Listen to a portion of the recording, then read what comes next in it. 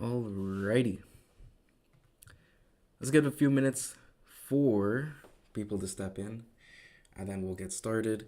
Today is a very classic session as the macro time frame continues to digest in a defined range such that the smaller time frame is just playing ping pong within that defined range. So you guys know what we're going to do today. We're going to talk about everything that we do as it pertains to futures, and we'll talk about the stocks in the spotlight. We'll talk about what's going to be happening on October 10th, and we'll also go into a deep dive with the additions that we're making to our community via Substack. We'll see if we have some time to do the book club at the end of today's stream as well. And as always with me, guys, there's zero hindsight. Everything that I write about in the pre-market is simply what we follow along during RTH. And I love this saying that if you have the right process plan and trade plan, you can definitely turn your brain off during RTH and simply execute specific patterns that the chart loves to present over and over again. Specific patterns and specific setups like false breakouts, false breakdowns. And you can use the market structures to dictate who's trapped and who's in control so that you're aligned with the overall trend and bias for the day. So let's delete these notes.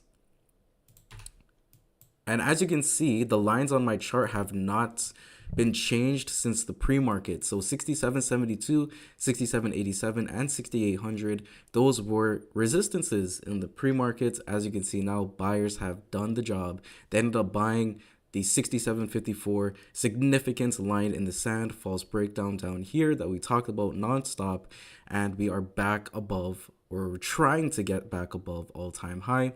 Because there's a lack of volume and volatility today, maybe the government shutdown has something to do with that. Price action is struggling to get above all-time high, right? We printed only a 38 points trend day to the upside, which is a very interesting trend day, right? 38 points is below average, such that we are expecting some sort of an extreme breakout if price action were to contest all-time high after sellers have already gotten trapped. So let's go ahead and open the Discord here and let's see what's happening. Let me drag this over. So in the Discord, we talked about 67.54 yesterday. Yesterday's low is doing everything possible to hang on. Manage your risk accordingly if you took this false breakdown. Below there are better supports at 67.4150 through 67.54, and then the structure would fail below 67.4150. Apply the entry models to set yourself up for success, right? So this is how the chart looked at the time. 67.54, we talked about it nonstop yesterday, so check out yesterday's after hours recap if you want more analysis on why 67.54 worked out fine. And yesterday we also talked about if you're somebody that traded 67.54 long, then holding that position to target better take profit areas at the macro resistances at all-time high. That made sense. So I know you guys, some of you guys that were in the chat yesterday, you guys longed 67.54, and I know you're very happy with the fact that we ended up holding 66.50 for a move towards all-time high. The premiums that are going to be collected, let's open the Substack and check it out.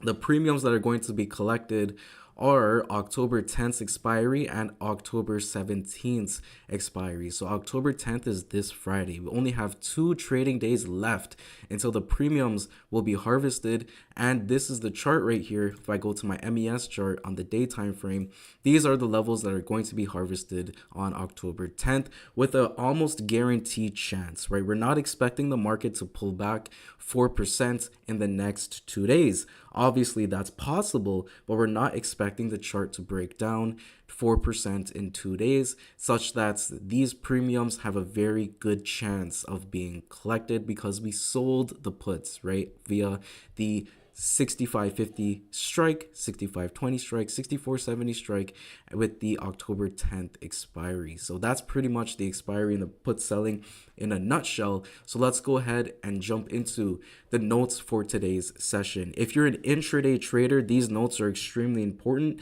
What we talk about to become a professional trader is very simple. Do you have a process and do you have an edge? That's it. You need a process and you need an edge. Trading obviously is a little bit more personal and deep than that as it pertains to mindsets, personal situations in real life, things like that. But if you don't have a process and you don't have an edge, you can throw everything else out the window, because then you're probably just gambling the markets, right? And I wrote about on my X today that premise that we talk about for every single trade that we take, who's trapped and who's in control, it's built upon these three core pillars, right? Preparation, your edge, and then your mindset, right? Journaling, discipline, and continuous refinement. So let's go ahead and talk about the notes. The notes is the process. Expecting another range-bound day as the market awaits. Oh, this is for yesterday. Let's go to Wednesday.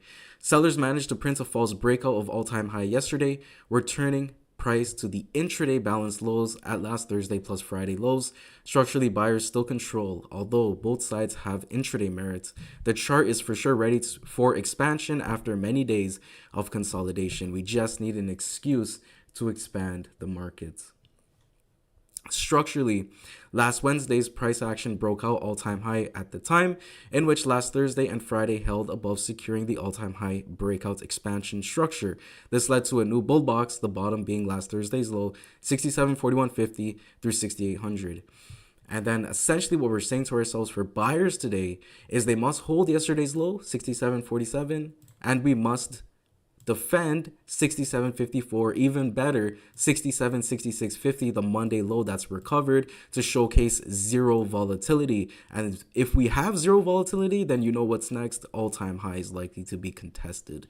If we look at the chart today, you look at today's RTH low, 67.6450. That's obviously defending 67.6650. We talked about if price action held above 67.6650, then we would see zero volatility, and guess what? We're back at all-time high. So it's not that difficult to understand the parameters of the charts based on which structures are holding or failing. But what is difficult is creating a trade plan, right? So that's why I always talk about how do you formulate a trade plan. For today's trade plan, we were interested at 67.4150 long, and this just did not get filled. So from a psychological perspective, are you feeling FOMO? Are you buying the breakouts? Are you buying the macro resistances?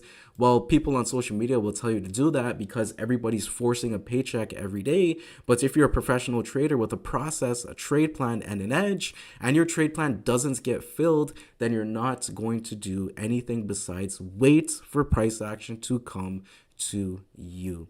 I learned something today. The short idea yesterday was better because, one, it was first thing in the morning, more volatility, and the entry was above the previous day's high. Yes, let's talk about that. So yesterday, we ended up selling off into, well, the range low.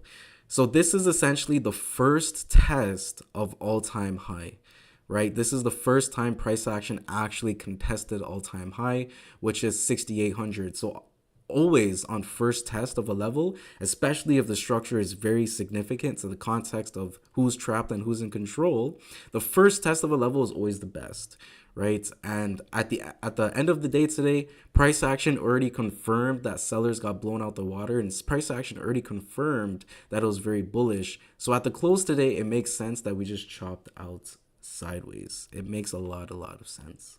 Selling puts at golden zones. Yeah, selling puts, if you have the ability to do so, makes a lot of sense, right? And we'll talk about the stock in the spotlight once we get through ES today. So the psychology of today's session is very important.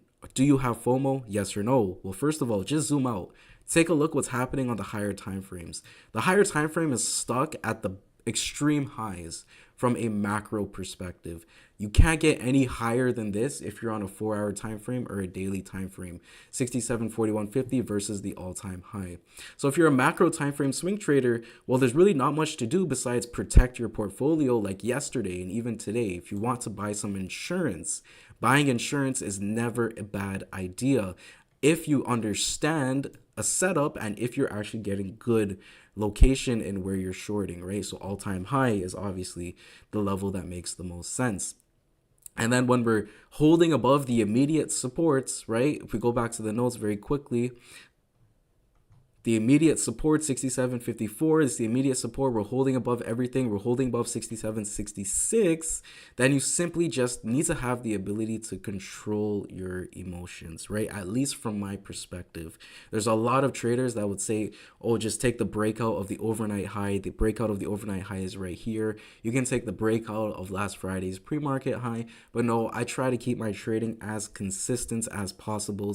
I simply just want to purchase the best supports on the charts through applying a setup, and that setup would be the false breakdown. Yesterday is one of the best live streams that we've done in a long time, because yesterday we got a prime example of everything that I just said, right? We have 67.54 last Friday's low, 67.4150 through 67.54 from an intraday perspective is the most significant support on the chart, period. And price action literally shows you why. Look at all this chop down here, and we're back at all-time high. Sellers got trapped at the most significant support from the intraday perspective, and we got back to all-time high. I'm not telling you my opinion. I'm literally telling you what price action did and what price action confirmed on the charts, right? Yesterday, when we're selling all day, when we're selling into this significant support, and you're using a basic edge called exhaustion, when you understand that the market cannot exceed a specific amount of points or percentage for that day, given what's happening in the real world, right? There's not much news, not much things really happening. You can use that to your advantage. People that are chasing short after the market already sold off 60 points, you can use that to your advantage, right? That's what we talked about yesterday. So congratulations to anybody that held on to their longs. My hedge is still active. I want insurance on my Tesla position, right? Because Tesla has been stuck in a very defined range. And if Tesla does lose its moving average on the day time frame, that could be a little tricky. So I do want to have a hedge available at all times if it's applicable, that is, right? And we're definitely trading against all-time highs, so it makes sense for me. But that's my own personal situation. That's why I talk about your own personal situation impacts your trading, and you need to figure out if you want to execute these specific setups, or even if you have the right margin requirements for it, the right capital for it, etc., etc. We trade against previous day high, previous low, only major pivots. Exactly. We're only focused on the most significant areas of interest.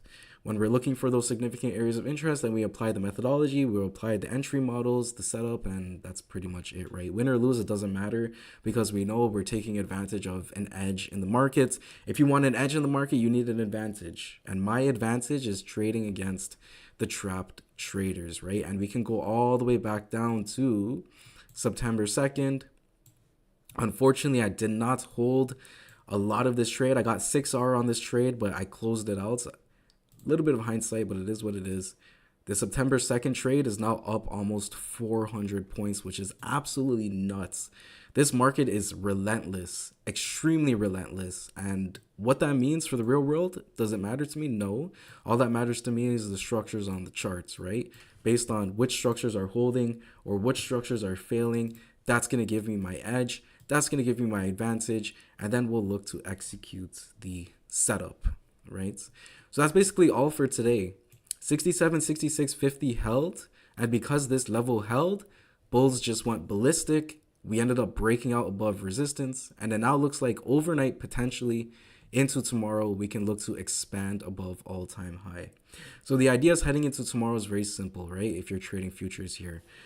Do we fade all-time high? Do we return to balance? Or do we create new breakout structure? And do we simply trend towards, 6850 and 6900? If we do break out all-time high, then this bull box is going to have to move upwards like that, because we will have a new bull box to play with new all-time high breakout structure. But for now, we're just simply hovering around all-time high. I wouldn't say the breakout is confirmed yet, but it looks like it is going to be confirmed maybe by tomorrow morning if price action simply continues higher. Meta was the stock in the spotlight for a good amount of time now. Meta 66.61 through 67 through 66.78, that was the line in the sand that we wanted to see contested if we were to be assigned any puts that we sold.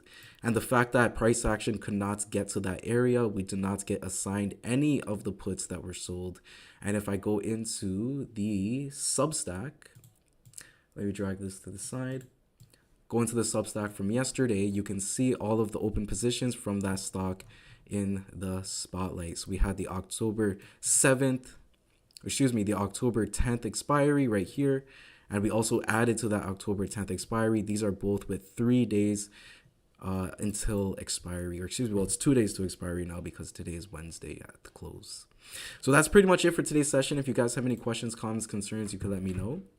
And I'm going to go ahead and send out the Substack for 7 p.m. Eastern again today. All of the information that we talk about as it pertains to futures trading will now be implemented into the Substack completely free for everybody, right? If you want to know what's happening with me, what swing trades I'm taking, because as you guys know, for me, primarily I am a swing trader. I only focus on the macro levels. All of the information will be posted in the Substack. That's pretty much all for me, guys. Let's see what happens going into news tomorrow morning. We're still a little bit uncertain about the scheduling of these economic reports because of the government shutdown. So we will have to just wait and see. I'm honestly not too sure. We will wait and see what happens.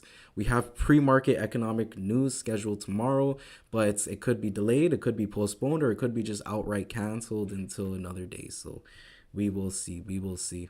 Other than that, enjoy the rest of your day. Not much to talk about. Today was literally just a continuation of yesterday's Fibonacci trap. So please click on the YouTube channel and click on the previous recordings from yesterday.